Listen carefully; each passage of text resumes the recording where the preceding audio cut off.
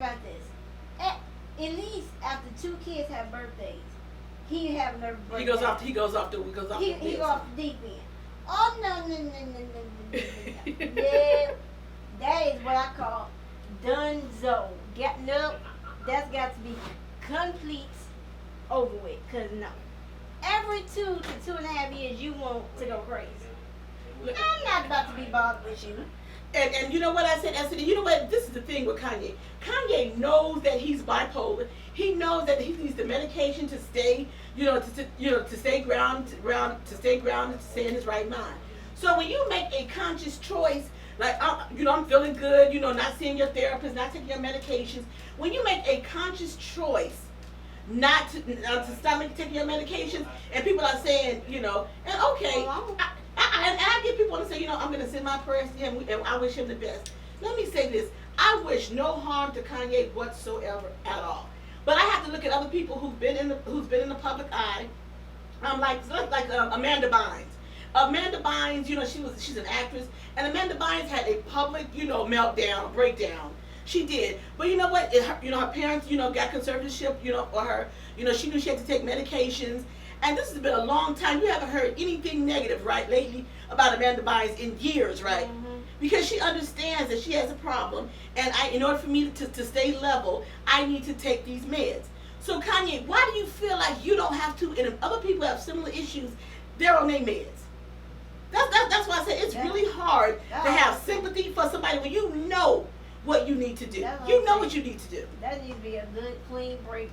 And I'm like you too. I'm like Kim. I don't advocate for divorce, breaking with families. But Kanye, you know as well as I do what your problem is. And then you go on social media talking about the woman, right? Tweeting about she trying to have you committed. Well, hell, you need to be committed. That's all I'm gonna say. They trying to lock me up. They're trying to lock you up. They're trying to lock you up to keep you from hurting yourself or somebody else. Yeah, they're not hitting me up. Yeah. That needs to be a good divorce. Absolutely.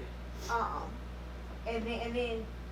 When you get to your 2 years, I'll take the kids. Then once you get, And it's probably like clockwork. She probably got a calendar. She probably said, I know it's coming. And to be honest, who really wants to live like that on right. Year after year after year? Who wants to live like that knowing that you're not going to take your medication? You're going to come off your meds and you're going to be silly. Then you're going around and talk about how the girl almost thought she was going to get an abortion with the first baby. You done told all the girl business. Right. She said that looking like damn. Right, no, right. You talked about you wanted to have, y'all thought about having an abortion when she got pregnant, right? Yeah. Why would you want your daughter to know that that's what you all thought about, that you wanted to get rid of her? Why would you put that out there? Right. And Corlina said he had stopped taking his meds. Bipolar disorder is not to be played with. Take your meds. I echo your sentiments exactly. Take your meds, boy. That's why I said when people say, well, Kanye, I know you people trying to be nice about it. Damn that. Stop being nice with him. And then here's the thing. You don't want to take your man to get what? I'll be sitting right there in the kitchen. I'm dropping my mama slide out the drink. Brianna said, you don't want to take him willingly? She said she'll stand right there in the kitchen. You had a drink you like? Yeah, I'm gonna chop those up and put them in your drink because obviously it's not fair to your family. Well, be nice and make him a smoothie. You can chop up the pills and go, you got your own personal med smoothie, absolutely. Baby, drink that. That's good for you. Yep, exactly. But it's not about to drive me crazy. Yep. They've been married like 7 years. Yeah. This is what I tell people. This is what I tell people. His madness started. Let me say his manic behavior. Well, it's always been there, but they've been like the latter part of 5 years or whatever. Mm-hmm. I tell people from that 5th year period all the way up until about that 9th or 10th year, you might level off a little bit. But since Kanye is bipolar, honey, that's a lot. But honey. But that's what I said. See, somebody told her right here, whatever you get a hold of his meds, you get you a thing and have one for him. So when he tells stop taking them, you have your own. You be sitting in the kitchen, just grind them up a little bit. And go whoosh. Brianna said, grind him up a little bit. Because people know you got. You can pop them up and just pour the powder. But you know what? This is that people don't know. You have it's like a med grinder, a medication grinder that people use in hospitals all the time for people who cannot swallow, have difficulty swallowing. You do that, right? You can grind that up and put it in a drink and say, here, drink that. I would, because I would not keep dealing with his BS every couple stir it up years. real good so he can't see no residual or nothing. There you go. And then people want to say, well, you know, Kanye's a genius. And so, if you're that much of a genius, you have to know that you can't function without your medication. Well, here's the thing. You're not that much of a genius. You're selfish. Well, here's the He's thing. selfish. He must have been really good on his meds, because like I'm with Dr. Fight. His gospel album was on point. The gospel album was on point. I agree. I never thought I would sound like anything that Kanye did after he was up there with Stumpy. But I said, well, he came with that gospel album. The gospel album was on point. Absolutely. And you was taking your meds. But see, Kim don't do right, because that was me. When he started taking, I bet he'll be taking it out every day. When he got to take it, I'll put them bad boys under his head. If I were her, I would say, you know what, I'm going to be in charge of your meds. And I know she have bigger things to do too, but I would be in charge of your meds. So every day, baby, come on, let's have our morning shake, and give you your medication, because I'm not all that manic behavior up and down, and then you go on social media and you talk about your wife, you talk about her. Now granted, the mama probably need talking about her. I'm gonna be honest, you know. Well, he got her Kris Jong-un or something. Chris what? What is it, Kim Jong-un over in Korea? He called her Kris Jong-un. Ouch! Ouch! Ouch! Called this a white person. Ouch! Ouch! Kanye. I said, yeah, he right there. He on. Well, now here's the thing. This is what I think. Can we really say he completely out of his mind when he said that? Or is it something that he's felt deep down and just not wanted to say? Look, let me explain. I've explained this many times. I said there's 3 types of people that tell you something. Drunk people, kids, and angry people. Yes. And right now he's very angry. So you know what? But I definitely believe that Kris Jenner is a control freak, and she's so controlling, and she wants to. She controlled Bruce so much, Bruce became a woman. Well, nah, I can't blame her for the Bruce Jenner thing, because it had been rumors for years that Bruce wanted to do the whole sex change thing. But here's the thing, she probably pushed him off the cliff. Well, I think she would emasculate him a lot. A lot? I think she would emasculate him quite a bit. The man couldn't have a model helicopter. Yeah. He couldn't do this. Well, damn. And here's the deal.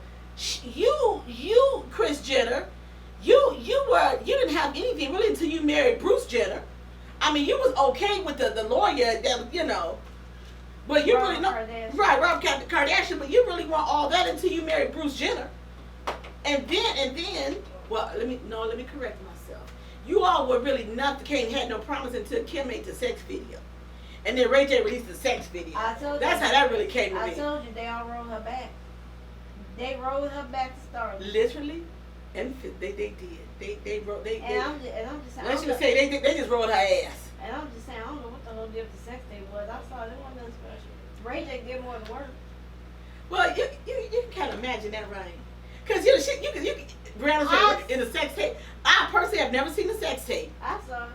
But I can kind of imagine the fact that she's probably one of those kind of like laying there and not really doing anything. She was crazy. Ray J was doing all the work around. Ray J constantly said he hit it first, and he ain't lying.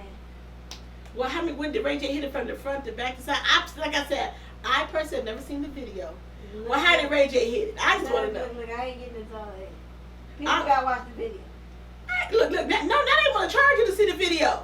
I'm not paying nothing to see it. Because we started talking before, I was going to download it and watch it. I said, I'm not paying shiggity to see Ray J. I'm not. Who's charging for a video? I'm just saying, to see that particular video, I ain't paying nothing. I saw it like right when it came out, like probably like a year or 2 after it came out. I saw that video. So here's my question. Was she just doing one of these numbers? Just kind of laying there while Ray J was doing all the work? I mean, she did certain things. She was just trying to be like she was trying to be too really cute. Because she knew the camera was on. Right.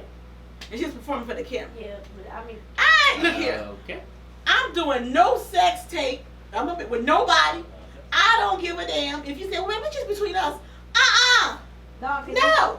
Because she broke up with it, he released it. Right, because then if I break up with you, then if you say, who's to say, you could admit, this is the thing now. Since everybody can record on their phones, people can set up while you're in the midst of your stuff. They can set up you all having a sex tape, but then it can be stored on your phone, then they can pass it on to their phone. They can always have you. So the answer is no. Don't ask me to do anything like that. And now with phones, you can literally somebody can lay their phone face down. You lay yours on top. Bing bang boom. You transfer all your stuff to their phone. Really? If you lay my phone, you see my phone laying. You flip this over, and somebody else with a Samsung or something. They can literally lay their phone on top of mine, and like my stuff can literally transfer to their phone. Get out of here. Samsung Smart Switch. Really? How do you think when I would get a new phone? I learned something new today. Damn. How do you think when I get a new phone, I do this and all my stuff transfers over? Wow. Well, you know, that's a good lesson we learned, because now when I lay my phone down and somebody's phone is next to mine, oh, sookie. No. Make sure it's turned off in your settings. You can turn it off. Oh. I only found that out because somebody did turn it off on their phone. And Did you get someone's information? No. Oh, okay. No. The person, the lady, they Hey, Lane. and found out that they girlfriend or fiance was cheating on them. Ouch. Yeah. Cause all of a sudden they laid the phone. Oh, and then that's how she was able to retrieve all the information. Pictures popped up. Like these Ooh, different pictures of her ouch. popped up. Ooh, ouch. And he wasn't getting them. Ooh, ouch. I Look, I'm a little excited. I'm like, now when am I gonna use that trick? I should have told you. I'm gonna have to learn to use that trick about copying somebody's information from their phone. I'm glad to know, because now I'll probably be a little extra careful with my phone when I just lay it down. Yeah, it's like a switch thing where you literally lay it, because like even with this phone you can charge somebody else's device. Yeah. What the hell? Somebody lay their phone so you can charge. Hey, Missy Lane, what's up, girl? So anyway, that's good to know. And what something else we didn't know is that Mel Gibson just got out of a stint from the hospital. He had COVID. In April. Yeah, so I guess he just started telling people that he had it in it. April. And you know what? This is why I think it's easier to catch in the entertainment industry, is because you're around so many different people, and people travel for different locations and film and things like that.